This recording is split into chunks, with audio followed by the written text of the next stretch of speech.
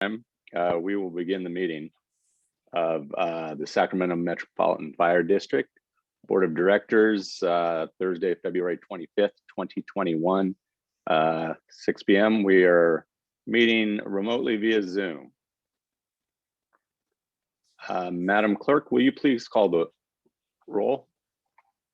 Yes, thank you, President. Yeah, I called to, thank you. We'll begin with Director Gould. Here. And Rosali. Here. Wood.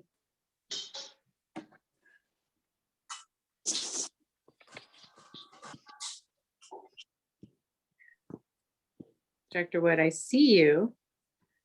Here, sorry. There you are. Sheets. Present. Jones. Here, but I want to be in Wood's picture. Oh, don't we all? White. Here. Clark. Here. Sailors. Here. And President Kelly, turning it back over to you. Thank you. At this time, if we could please stand for the pledge.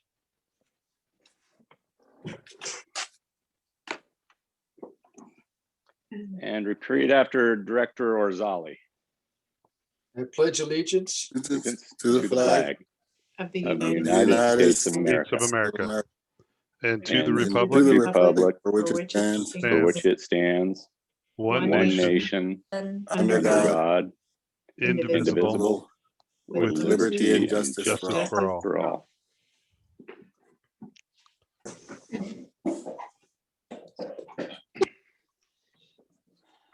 All right. The Metro Cable announcement. The open session meeting is videotaped for cable cast on Metro Cable 14, replay on Monday, March 1st at 6 p.m.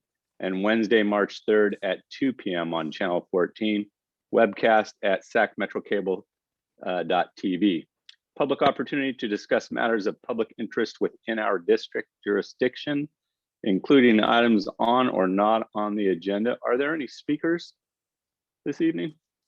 Nobody emailed me beforehand. However, Art, if you could please unmute all of our attendees. Yes, doing so now. Hello, attendees. You have the ability to unmute yourself if there's anything you'd like to present at this time. Looks like no response. All right, then. Moving on to the consent agenda. Consent items, I would entertain a motion. Motion. We've got a motion. We've got a motion and a second. Are there any questions on the consent item? Items, excuse me, plural. Seeing none, Madam Clerk, will you please call the vote? Yes, Director Gould. Aye. Orzali. Aye. Wood. Aye. Sheets. Aye. Jones. Aye. White. Aye. Clark. Aye. Sailors. Aye. And Kelly. Aye. Motion passes. All right, at this time, we will go to closed session for our meeting and return to the open session meeting once that business is concluded. See, all right. Amanda Thomas, get ready. You're gonna be on next. I'm ready.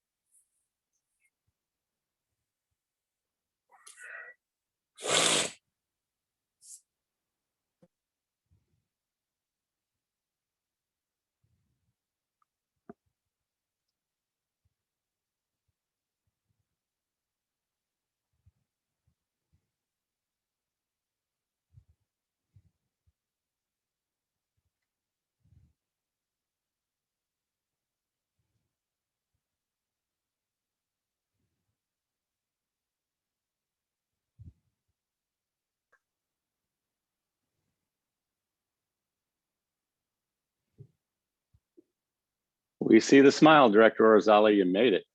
All right. We see the That's smile. one in a row. Is everybody ready to move forward? I have accounted for everybody, so we can go ahead and reconvene. All right, then. We will continue with the public session meeting, and we're moving on to presentation items. Or excuse me, did you want to report out at this time, Board Clerk, on our closed session? Yes, President Kelly, I'm happy to report out now. The board met in closed session this evening in regards to conference with legal counsel for existing litigation pursuant to California Government Code Section 54956.9 subsection D1 in the matter of Medic Ambulance versus Metro Fire, and the board took no action. Thank you very much. Moving on to presentation items, we had the fiscal year 1920 comprehensive annual financial report. Amanda Thomas, please. Good evening, President Kelly, directors, Chief Harms. It's my pleasure this evening to introduce the presentation of the fiscal year 2019-20 annual reports, including the comprehensive annual financial report, or CAFR, which provides a thorough and detailed presentation of the district's financial condition. With this fiscal year 2019-20 CAFR, the district has now prepared a CAFR for each of the last 7 fiscal years. I'd like to thank the staff in the finance division for all their efforts, without which doing a report like this would not be possible, as well as to acknowledge the contributions made by staff in other divisions. The CAFR was audited by the district's independent financial auditors, Richardson and Company. And in addition to the financial audit, the auditors also issue compliance reports related to internal controls, which are included in your packets. I'll be turning it over to Ingrid Scheiblein from Richardson and Company to present the results. But before I do, I wanted to note that the numbers she'll be discussing are presented at a high level and include certain activities such as IGT and leased properties that we present separately for budgeting purposes. With that, I'd like to thank Ingrid and her team for their professionalism and their partnership, and turn it over to her. Good evening, board members. I believe the presentation is going to be up on the screen momentarily. There we go. Okay, so next slide. So this slide summarizes the reports that we issued as a result of our audit. The first one was an opinion on the financial statements themselves, which are included within the CAFR. We also issued a governance letter that contains certain items we're required to communicate to you. We also issued a report on internal control and compliance, and this is primarily as a result of the federal funds the district receives. And then we also issued a report on the appropriations limit as required by state law. So in my presentation, I'm going to discuss the results of the information that's included in these reports. Next slide. So this slide summarizes, in a nutshell, basically the results of the audit and the observations made. So we issued a clean or an unmodified opinion on the financial statements, indicating that they're fairly presented in accordance with governmental accounting principles. And I'm pleased to report that we had no adjustments or changes to the district's books as a result of our audit. And that's because the accounting records are very clean. They're accurate, in good condition. Ron, the controller, and his staff do an excellent job of maintaining the records, doing all the closing entries prior to the start of the audit. As part of our audit, we also look at the internal controls and processes.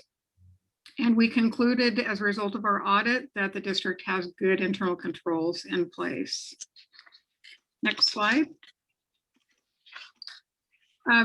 This slide summarizes the financial highlights. We'll look at some tables that are high level as well on the following slides, but just to summarize, the property tax revenues increased compared to the previous fiscal year by about $10 million, and we're also slightly higher than budget by about $900,000. The charges for services decreased compared to the previous fiscal year by 6.1 million. And that's really due to two primary causes. The reimbursements for deployments were lower in fiscal year 1920 by about 4.7 million. But keep in mind that's as of June 30th. I think all the strike team fires happened after June 30, so I'm sure that that will flip the other way in this next fiscal year. Also, because of the pandemic, there were less medical transports, so that revenue was lower by about 1.2 million during the year. Part of that reduction in the medical transport revenue is offset by some CARES Act funding that was received to fill the gap for that shortfall of revenue. And during fiscal year 1920, you received about 800,000 or expended about 800,000 of the CARES Act funding. Salaries and benefits increased about 18.8 million. And that's mostly the result of the increase in the pension liability balance calculated by the actuaries that we'll see on a following slide.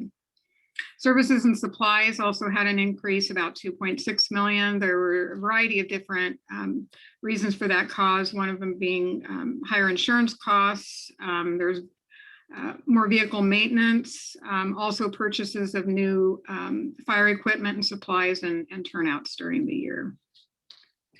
Next slide.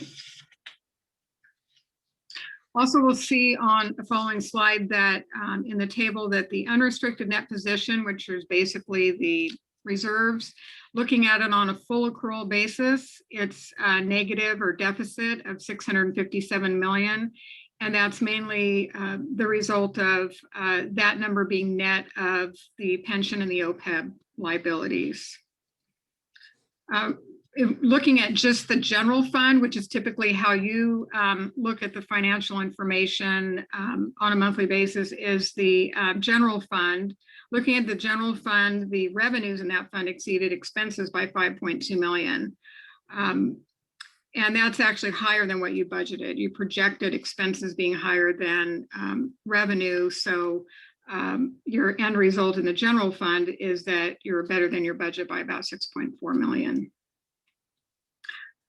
Again, just looking at the general fund, you have fund balance or reserves available for future use of 43 million. And the reason why that's a positive compared to the net position being negative is that the general fund doesn't report the pension and the OPEB liabilities or any of those other long-time liabilities.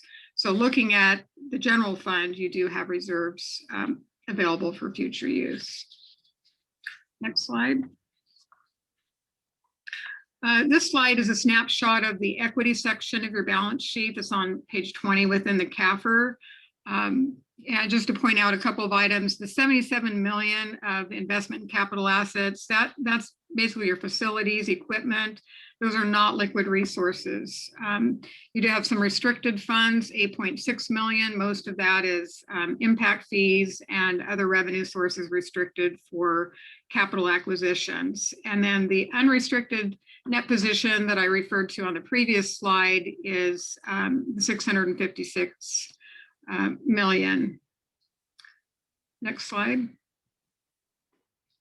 So we'll see that, so this is the liability section of the balance sheet.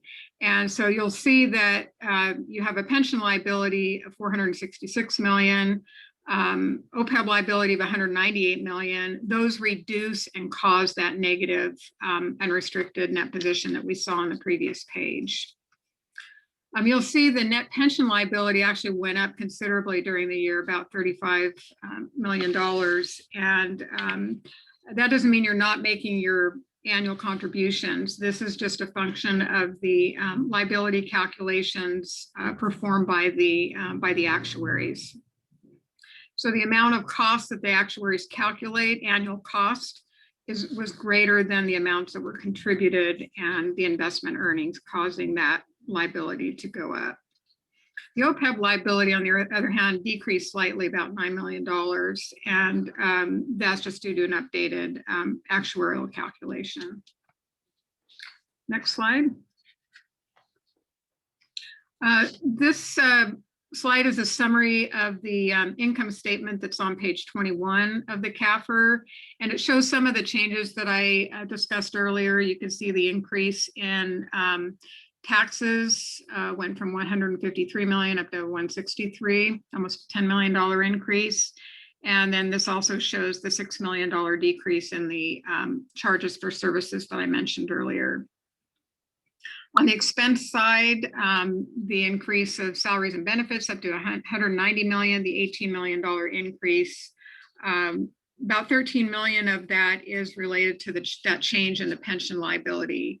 And then also your contributions that were made to PERS increased about 4.7 million.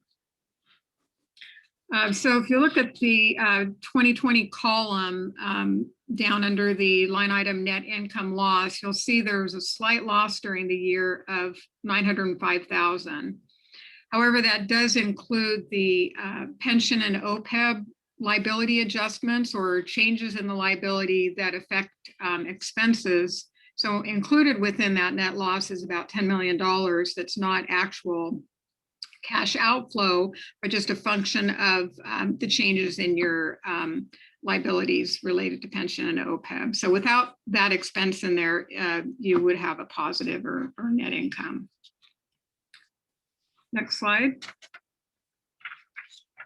A report also included a report on internal control and compliance, and we noted no weaknesses, no internal control issues as a result of our audit, and that report indicates a good system of internal controls. Next slide.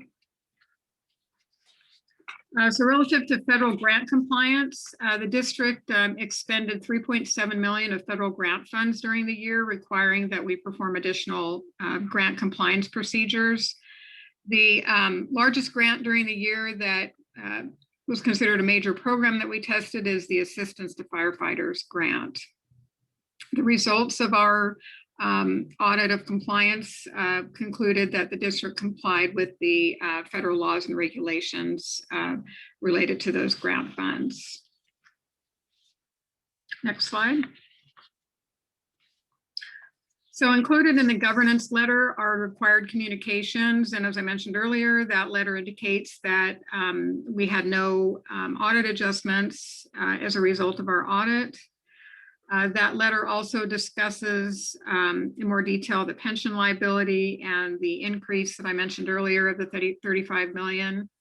The contributions to the pension plan were 41 million. And then there were the pension adjustments to change the liability caused an increase in expense of 24 million. Next slide. That letter also discusses the unfunded OPEB liability. As we saw on the previous slide, there was a decrease in the liability of $10 million. Contributions that were made by the district to the plan were $18 million. That plan is being funded, and that the contributions are based on amounts calculated by the actuary. In addition to that, there were payments made for health insurance premiums for current retirees of $12 million, and then also affecting expense. Because the liability decreased, the amount of expense related to those adjustments decreased your expenses by 13 million. Next slide. So with that, I'd like to open it up to any questions, but before I do that, I did want to thank your controller, Ron. I'm not sure if he's in the presentation here, but his staff worked hard. He and his staff worked hard with preparing for the audit. We did the audit entirely remotely, so information was provided electronically, and then we communicated and obtained information all electronically. So I know that was quite a challenge with a lot of data going back and forth. So we do appreciate that assistance that was provided to make the audit a smooth process. So with that, if there's any questions anyone has. Are there any questions from members of the board? Seeing none, Mrs. Scheifelein, I'd like to thank you for your report. Amanda Thomas, do you have anything to add? No, other than to echo what Ingrid said, Ron Empedrad, the district's controller, certainly deserves a lot of credit, and a lot of hard work went into the CAFR and getting through the audit this year. And I would again like to thank Ingrid and her team for working with us as well. Director Kelly, Grant Gould has his hand up. Grant, go ahead, please. Thank you, Mr. Chair. I just need to do my annual shout out to this team. It's such a joy to see this work. And they just continue, despite the COVID thing, they continue to just rock it out of the park. And I bragged about it several times in other public meetings. But thank you to the leadership of Amanda and her staff, and also our consultant and the work that they do. But it's one of the proudest moments that we have every year as we ensure that we're taking care of the public's funds. So thank you very much for your work. Thank you, Mr. Chair. You're welcome. Any other questions of board members? Well, I must say that the cover letter of your, the letter from your firm, Ms. Scheiplein, the last paragraph, I had to read it 3 or 4 times. It's a well-written paragraph. Thank you. All right. Anybody else moving on? We've got item number 2, the 2020 annual CAR and the 2019 GFOA awards. Amanda Thomas. It is also my pleasure this evening to present the district's 3rd annual community annual report. This is for the fiscal year ended June 30th, 2020. The community annual report is a financial report that's extracted from the comprehensive annual report, but at just 12 pages. It is specifically designed to be readily accessible and easily understandable to the general public. I'm pleased to report that the district received its 2nd award for outstanding achievement in popular financial reporting from the Government Finance Officers Association for the community annual report for the fiscal year ended June 30th, 2019. And this year's community annual report will again be submitted to the GFOA for consideration, and we are confident and hopeful that Metro Fire will be awarded the certificate for the 3rd consecutive time. And that concludes my presentation. Happy to take any questions.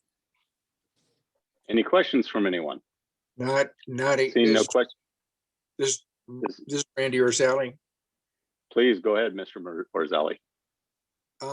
As I told Amanda earlier during the Finance and Audit Committee, I just want to reiterate what a pleasure it is to work with a team like this and what a great job they do. So thank you all for that. And this is amazing work. Thank you, Director Orzali, and you have reminded me that I've forgotten to make some specific acknowledgements that I wanted to, which is to once again acknowledge the work of Ron Empedrad, who really spearheaded this a few years ago and is sort of the brains behind this report, and also Marie Jones, who is sort of the one behind all of the graphics and the photos and the really interesting did you know facts that make this a fun, inviting report for the public. So I wanted to acknowledge their work. Thank you. All right, then. We have an action item. The California Senate Bill 1205 compliance report. Deputy Fire Marshal Fields and Supervisor Inspector Schmidt.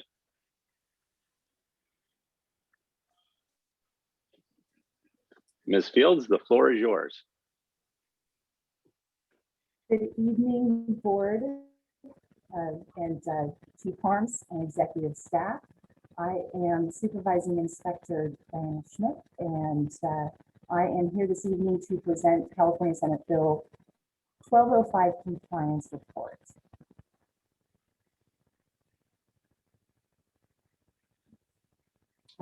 Just give you a brief overview of what the requirements are. We're going to be going over the requirements for Senate Bill 1205, the type and number of state mandated inspections in Metro Fire's jurisdiction, and then finally the total number of mandated inspections completed in the calendar year of 2020 and the percentage of compliance reached. Even every fire jurisdiction is required to perform annual inspections of specific occupancies. SB 1205 requires that we report the number of inspections completed to our board, and also requires that our board acknowledge receipt of this report. It became effective in September of 2018 with our first full year of reporting in 2019. That report was provided last November, and obviously this 2020 is being provided tonight. And we plan to be providing future reports will be in February moving forward. The state mandated inspections are required for e-occupancies. Within Metro Fire's jurisdiction, we have 205 public schools, 86 private schools, 67 daycares. There's also select R occupancies, or these are residential occupancies that are required to be inspected annually. Of those, we have 42 hotels and motels, 847 multifamily dwelling complexes, which are all of our apartments, and select townhomes and condos. We also have 784 fourplex units, commonly referred to as UQANs, and then 82 residential care facilities. These are going to be our Oakmonts, Escatons, and our skilled nursing facilities with 7 or more clients. While residential care facilities that have 6 or fewer clients are required to be licensed, they do not require annual inspections. We also have 1 high-rise within our jurisdiction that requires annual inspections. And I am proud to report in the calendar year 2020 of the Group E occupancies. So once again, these are the daycares, public schools, private schools. Of the 358 in Metro Fire's jurisdiction, 358 inspections were completed for a 100% compliance rate. Additionally, for our Group R residential occupancies, including the high-rise, of the 1,756 R occupancies in Metro's jurisdiction, 1,756 were completed for a 100% compliance rate. We had a 100% compliance rate, inspection rate for all of our hotels, motels, apartments, fourplexes, and the high-rise. But please note, due to COVID and the inability to physically inspect all of the residential care facilities, we did contact, notify, and required all of these facilities to submit their fire protection system inspection reports. So while we were not, physically could not enter, we were able to maintain safe facilities throughout COVID. And lastly, because we are at a 100% compliance rate of the mandated state inspections, and we have 4 new inspectors coming out of training, this gives us the opportunity to conduct inspections of several of our target hazards that are going to be included of high hazard occupancies, which contain hazardous materials, and also occupancies with special extinguishing systems. At this time, I'm going to pass the rest of the presentation on to Chief Fields, unless there's any immediate questions.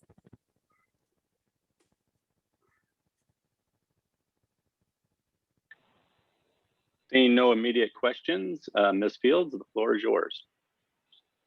Good evening, directors, Chief Harms, executive staff. Again, Krishana Fields, Deputy Fire Marshal in the CRRD division. And thank you, Supervisor Schmidt, for that report.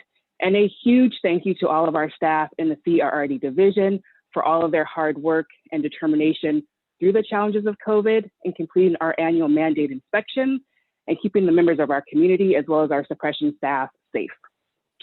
Before you this evening is a resolution acknowledging receipt of the annual mandate compliance inspection report.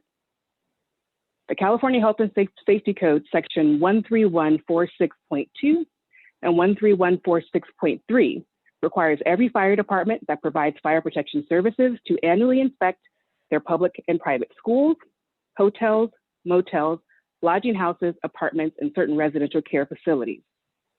California Health and Safety Code section 13146.2 also requires all fire departments that provide fire protection services to annually report to their administrating authority on its compliance with the Health and Safety Code. This resolution this evening fulfills the California Health and Safety Code and Senate Bill 1205 inspection compliance reporting requirements. So this evening, staff is recommending that the board adopt the resolution acknowledging receipt of the annual report regarding the inspection of public and private schools and certain residential occupancies in the calendar year of 2020. I'm available if there are any questions. Mr. Chair, I make a motion that we adopt. I And I'll second it. second. I think we have a motion by Director Gould and a second by Director Clark. Are there any questions on the motion? Seeing no questions on the motion, Board Clerk, will you please call the vote? Yes, Director Gould, Aye. Barzali, Aye. Wood, Aye. Sheets, Aye. Jones, Aye. White, Aye. Clark, Aye. Sailors, Aye. and Kelly. Aye. Motion passes. Excellent. Thank you both, Deputy Fire Marshal Fields and Supervising Inspector Schmidt. Thank you both for your report. Moving on to reports. The President's report, I have nothing to add at this time. Chief Harms. Thank you, President Kelly and board and directors. Tonight for the Fire Chief's report. First off, I'd just like to say on two sides, thanks to Amanda and her staff for everything they did. As Ingrid said, this was the first time that we were able to do these things completely remote. And I know you guys have heard us talk about it. We're coming up on a year though. The ability to adapt and be able to do that has been just incredible. So Amanda, thank you and your group for everything that they have done. And then if you look at the next report from Diana and Krishana, that was 2,100 inspections across 350 square miles. And just watching them this past year be able to make contact, figure out how to do care facilities, interacting, staff coming and going. They have done just a great job. And with Lisa's leadership over there, once again, to come back through and have 100% compliance. And, you know, if you look at the 1205 compliance report, that came out of really people not doing their inspections and the ability to hold us accountable. And it is challenging at times, but man, I'm just so proud of everything they were accomplished during that time. So thank you. Moving on, we had the supervising and inspector exam for CRRD. I'd like to congratulate inspectors G&A Collison and Angela Hampton. Both were successful in moving forward and are on the district's eligibility list. Once again, one of the things that we would normally be getting ready to celebrate is the members of the year for 2020. We are changing and adapting. I'm going to give you just a little brief report on the folks that will be receiving awards. We are trying to figure out how we will do that in kind of a virtual format, but I think it's so important. Captain Scott Perryman will receive the suppression recipient. Business analyst Sherry Martucci will be the professional staff. Captain Dan Hoy will be special operations, and firefighter Michael Skaggs will be the EMS recipient. Each of them is just outstanding. And if you remember, for our members of the year, it is peer driven, and that the peers make nominations and then our peer group votes on them.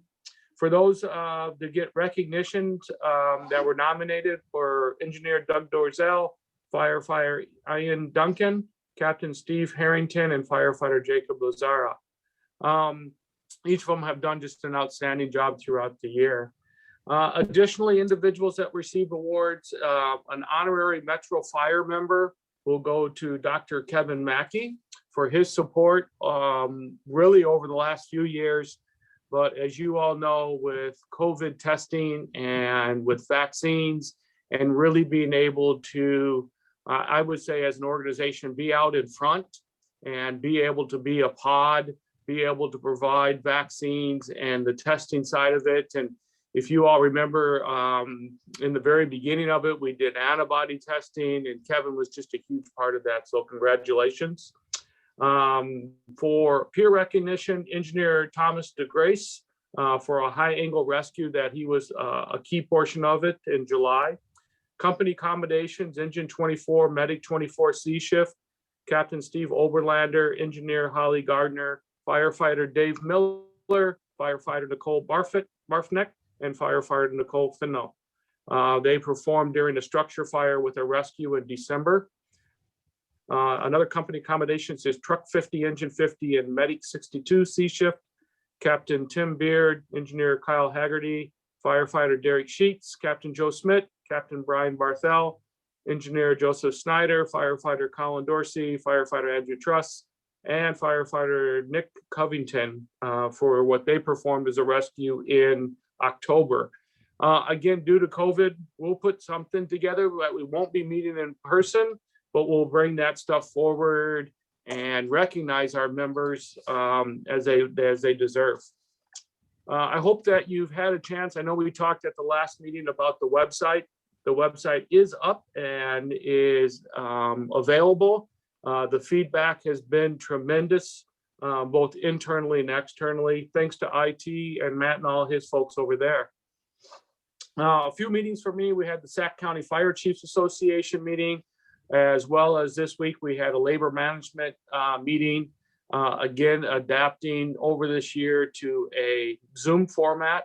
It was very well attended by both labor and management, very productive. And the best thing is just always being at the table, being able to communicate. While we don't always agree, the opportunity to work through issues, bring them to a format to be able to do that, I think is just key. A couple other items that have happened. We are under kind of the final push right now for a SAFER Grant 2021. The SAFER Grant is the opportunity to provide funding for firefighters.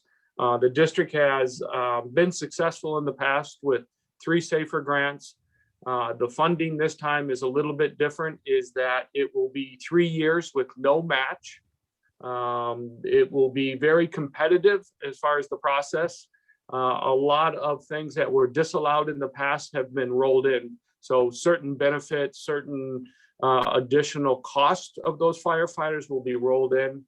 We are looking at right now somewhere between 15 and 21 firefighters, looking at the NFPA 15 or 1710 standard on response, staffing models, the ability to upstaff on our engine companies and also along with a medic. So we'll move forward with that here real soon. On the arson unit, Chief Wagaman is looking at a pilot program as far as the supervising investigator being on a day assignment working with CRRD. Again, we're working with labor and looking to find the best opportunities to provide improved oversight, training, and overall program management as we move forward. I did performance reviews with the deputy chiefs, and I'm sure that Chief Mitchell is going to talk about it here in a little bit, but I just want to talk about this past week. Chief Mitchell, Chief House, and then the shift commanders, Chief Jenkins and Chief Lozano, did a form of tactics and strategy where they opened it up to the stations and they facilitated for about 3 hours of where we would normally do those in place, but just the opportunity, just great leadership on their behalf to be able to do that. And one of the things driving is consistency and being able to do that. I think it would be easy to say we can't do it, but I haven't heard that out of any of them out there. Before I close out, I just want to open up to Chief Casantini. He is the chair of the Regional Diversity Committee, and they had a meeting this week and have a little report out on the meeting there. Chief Casantini. Thank you, Chief Harms. Good evening to all the directors. As Chief said, Metro Fire is hosting the Regional Diversity Committee. We're chairing it this year, and we had a meeting a couple days ago. So there's about 13 different agencies involved with this, with all the local fire agencies, along with some different, very diverse companies that have a lot to do with the diversity in the Sacramento region as well. I'd like to thank two of our directors, Director Sailors and Director Jones, for participating. So we speak about EMT and paramedic opportunities, the CalJack Academy, how that integrates with a lot of fire departments, potential girls camp opportunities coming up, a youth academy, hiring EMTs locally. We recently participated in Talk to a Recruiter webinar, which we're going to host about 3 more times this year. And today we did send out a demographic spreadsheet to all the local fire agencies to update that. It's been about 3 years since we've done that. We do meet monthly, and be happy to report back in the near future, but it's an honor hosting this, and look forward to a much more balanced and diverse workforce so we can recruit them. But that's about it. I will take any questions. If not, back to you, Chief Harms. That ends the fire chief's report unless you have any questions. Questions from any directors, comments? Well, thank you, gentlemen, for your reports. Will we go to the operations report now? Yep. Chief Mitchell. Okay. Thanks, President Kelly. Good evening, directors, Chief Harms, and all. Adam Mitchell, Deputy Chief of Operations, with the operational board report tonight. As Chief Harms talked about, the professional development program series that we've been continuing in the COVID times has been very well received this month. We've changed the format up to do more of a TED Talk style or a Chiefs Unplugged talking tactics with the fire stations, and the reception by the crews has been phenomenal. Very dynamic. I will say that Chief Harms mentioned 3 hours. It can be a little bit long for 3 hours in front of the camera, but our folks over in training have done a great job setting us up with the studio to go live and to have a good dynamic discussion with the crews out in the field. We're covering topics, from the command manual that I've spoken about recently. And this time we've also increased. We usually would do 2 per month. This one we did 3. And made it available to each shift on their individual day. So we increased that. Happy to say we've had the most participation that we've had during these Zoom times or COVID times on Zoom for this month's offering. So looking forward to where that goes in the future. It's been very well received. For the personal thermal imaging cameras, I'm happy to report training and the truck team are working together to finalize the rollout and training plan for that. Going to be combining a scenario-based training to introduce those, the usage of those. I know Chief House and his crew are working to finalize that plan, so that'll be a well-received additional component to our response out in the field. So looking forward to getting that buttoned up. Our aircraft rescue and firefighter training that we're required to do per contract is finishing up tomorrow. Will be the last day out at McClellan. And then also our live fire burn availability. We have another burn that's happening, our final one at Sylvan next week. A shift will be hosting that one on March 2nd. So that continues being able to do those real life scenario based live fire trainings have been very valuable for our folks. And so I'm happy to report, in addition to being able to do that, we also have our acquired structures where we're able to receive donated structures to perform the trainings. I know we just added one this week out in Fair Oaks. Just the value in being able to get those from the community is immeasurable, really, and our crews really enjoyed doing that. So happy to report that. And then all of March, we're going to be doing the district-wide EMS training. I know our EMS division has been working to get that all together. All line personnel will be attending that, so it'll be a very busy month for our folks rotating through to get all those updates from EMS.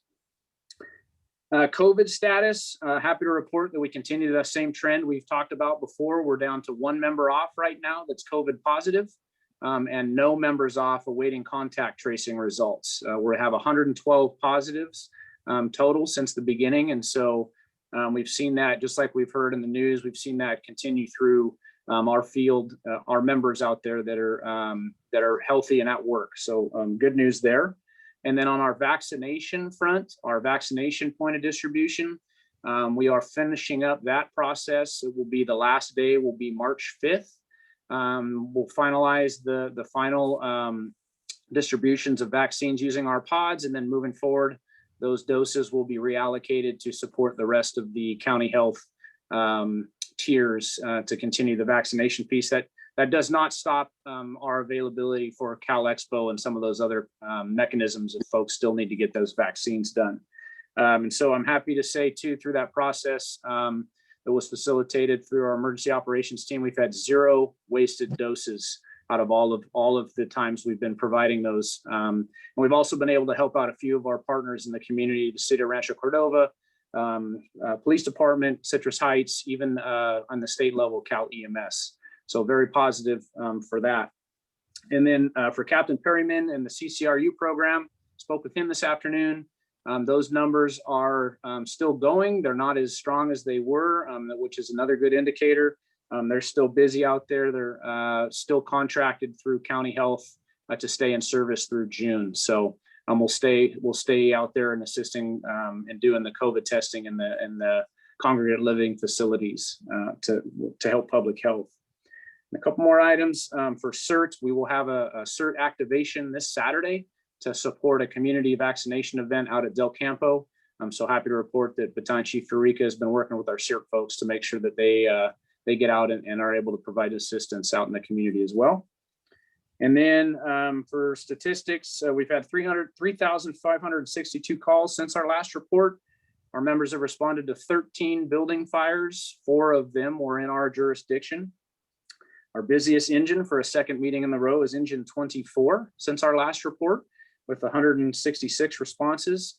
And then our busiest ambulance company, actually, I think last time it was engine 41. So we moved a little farther south to engine 24, but the ambulance medic 224 is our busiest medic this time. So 175. And then I'd like to finish up with a positive story. Back on February 7th, engine and medic 24 responded to a report of an ill elderly male who was doing yard work. They arrived on scene and initiated patient care. Early recognition that this patient was in a critically ill status. They were able to proactively start some treatments and identify that he had some heart irregularities. And then also after being loaded and transported to the hospital, ended up coding. But because of their early interventions, they were able to provide support and get the return of spontaneous circulation prior to arrival at the back of the hospital.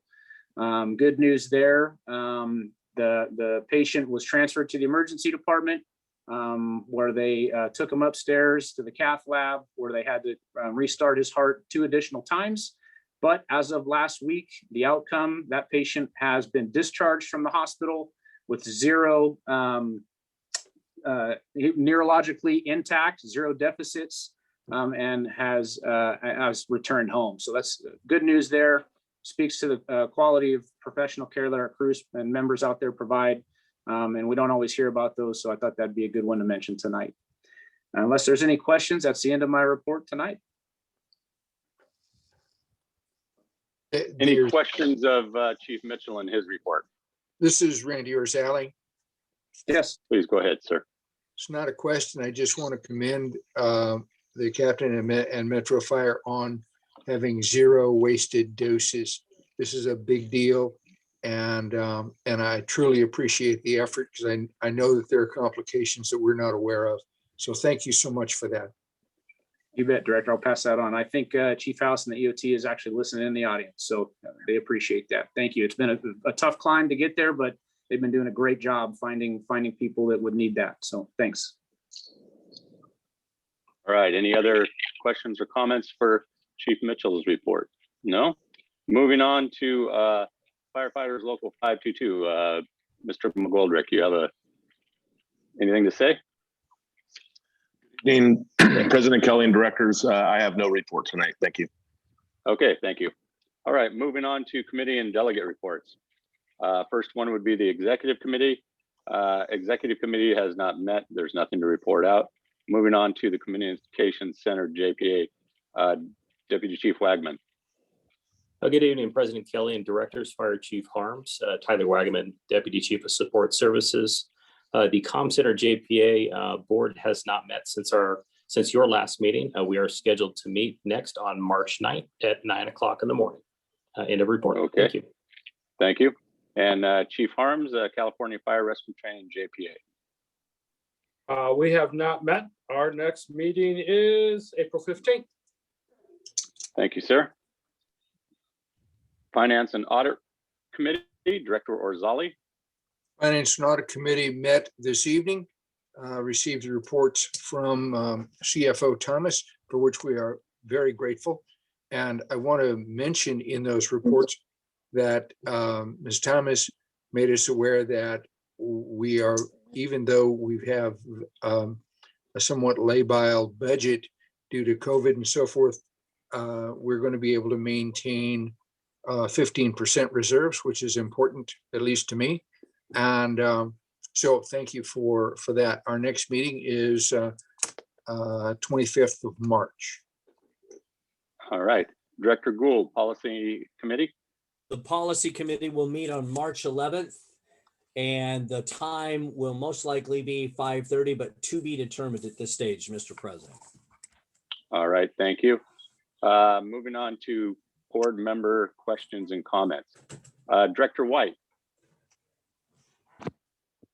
I just would like to acknowledge the work by Fire Marshal Fields and her team to meet the compliance requirements of Senate Bill 1205. I know that's not an easy lift. I appreciate it. And also thank CFO Thomas and her team for the CAFR presentation. So thank you. All right, moving on to Director Jones. Reiterating Director White, accolades to everyone. We've had a full Metro Fire District. Congratulations are in order, whether it's fire prevention, the captain and crew out on the save with the gentleman. Oh my gosh, all the finance folks led by CFO Amanda Thomas, the whole COVID and participatory relationship Metro has with our entire community in terms of making our community safer. Just accolades across the board. Thank you. Thank you all very, very much. All right, Director Sheets. Good evening. I have nothing. Have a good night. All right, thank you. Director Gould. Thank you, Mr. Chair. Tonight, we witnessed something very rare in the sporting of fire agencies. That was back-to-back grand slams. Thank you for the invite.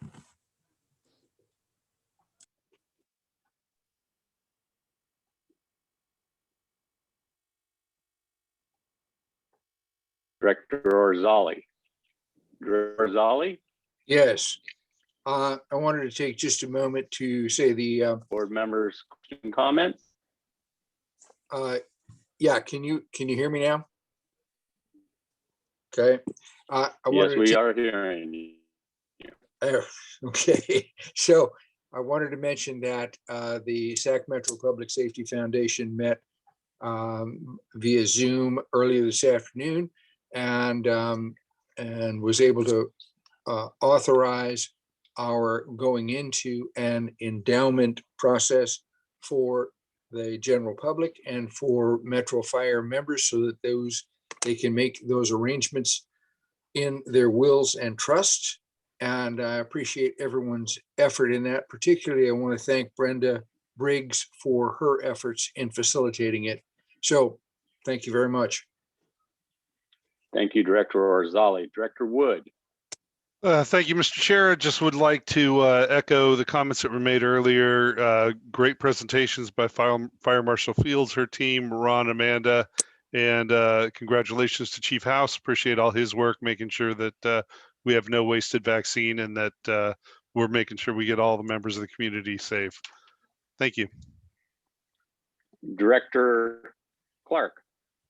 Yes, Mr. Chairman, I would like to especially echo the sentiments of Director Jones.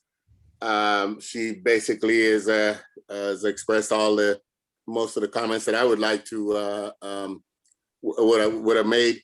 I especially want to thank our CFO Amanda Thomas and her crew. They do an excellent job, and I really enjoy that little that car community, the car report, the CAR report.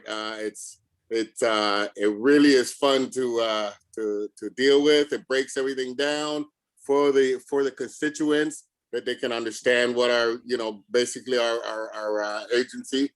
And overall, man, these guys are doing an excellent job. I'm so proud and so grateful to the work that they do day in and day out. And that includes the CRD, all those guys they're doing an excellent job. So thank you so much. Thank you very much. That's all I have, Mr. Chairman. Thank you. Director Sailors. Yes, good evening. I'd like to thank Amanda and the financial team for their excellent work with our budget. And I'd also like to thank Fire Marshal Fields and Supervising Inspector Schmidt for their great job. I can't even imagine trying to go out and inspect all of those buildings during this year of COVID. That's some excellent work that they were able to do. I'd also like to thank the Chief Adam House for handling the vaccination site and getting those vaccines out in a very organized fashion. Thank you very much for that. And the crews that continue to show up every day out there in all of the stations and do their job to the best of their abilities and in the most professional manner for our citizens. Thank you very much. Have a good night. All right then. And well, from finance to community risk reduction, the high performing team, otherwise known as Metro Fire. I appreciate it. And I would like to give a special shout out to Chief House and the crew that ran the COVID vaccination effort. And thank you for allowing me to participate. Anyways, thank you guys.